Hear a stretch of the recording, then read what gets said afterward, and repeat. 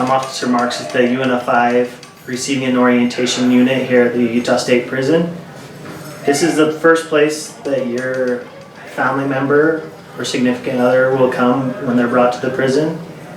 Here we issue them clothing. This is an example of the jumpsuit we give them. They'll be issued one of these along with a pair of shoes here and a pin bag, which includes a full issue of socks, underwear, blankets, and everything that they could possibly need while they're here for their stay. We also give them an indigent bag, which includes soap, toothbrush, toothpaste, combs, and everything they'll need on that aspect, so they don't need much more than that while they're here. If they feel that they do need something other than that, there's always our commissary unit, which they can purchase stuff from, and from there they would have to have money on their books, which can get pretty pricey for family members, so it's just better to let them have what we give them. If you want to give them extras, that's fine. And as far as when they first get here, they'll come back into this room here where we'll change them out of their street clothes. Once they're out of their street clothes, we'll issue them all the stuff that we just talked about, and they will be given 3 options as to what to do with their property that they came in with. Their property that they came in with, the first option would be to mail it out if they have money on their books, which they can do. It's usually about $10 to mail out a box of that size. If not, then we give them a second option to have somebody come pick it up. They have 30 working days to come pick it up from the property unit, which is located in between the Timpanogos and the Olympus facilities on the frontage road out in front of the prison.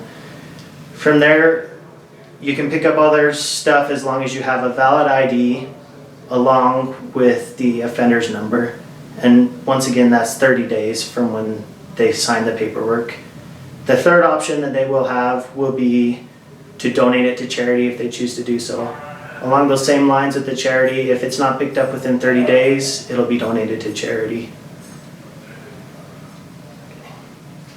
Once that's taken care of, we'll take them in for an initial interview, which consists of just kind of getting to know the inmate and seeing where they're at.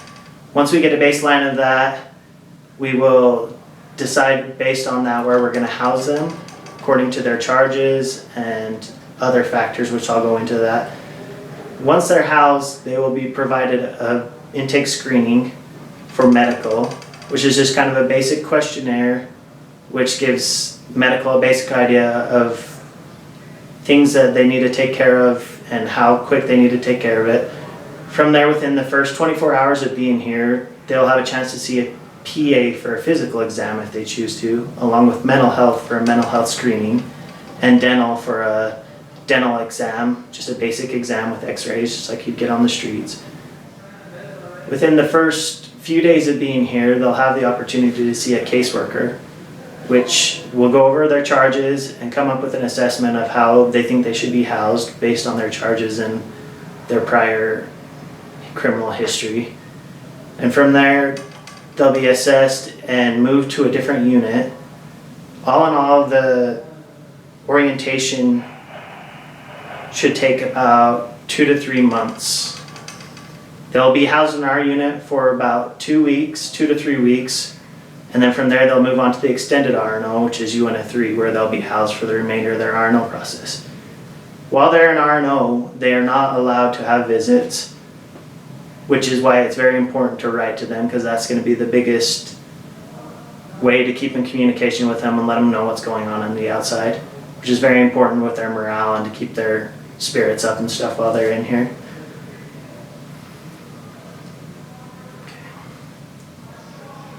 Once they've seen the caseworker, medical, mental health, and dental and all that, they will see an orientation video for medical, which is about 45 minutes long, which concludes the intake process. Once that's all complete, they will be housed with people with like charges and situations so that not to cause any issues. And then once they're housed, they'll be here for about the 2 weeks, and then they'll move on to the next unit. And that's about it for the intake process. If you have any questions or concerns regarding the intake process, you can feel free to call the captain of the unit, whose phone number is 801-576-7329, or the lieutenant of the unit, whose phone number is 801-576-7320. Thanks and have a good day.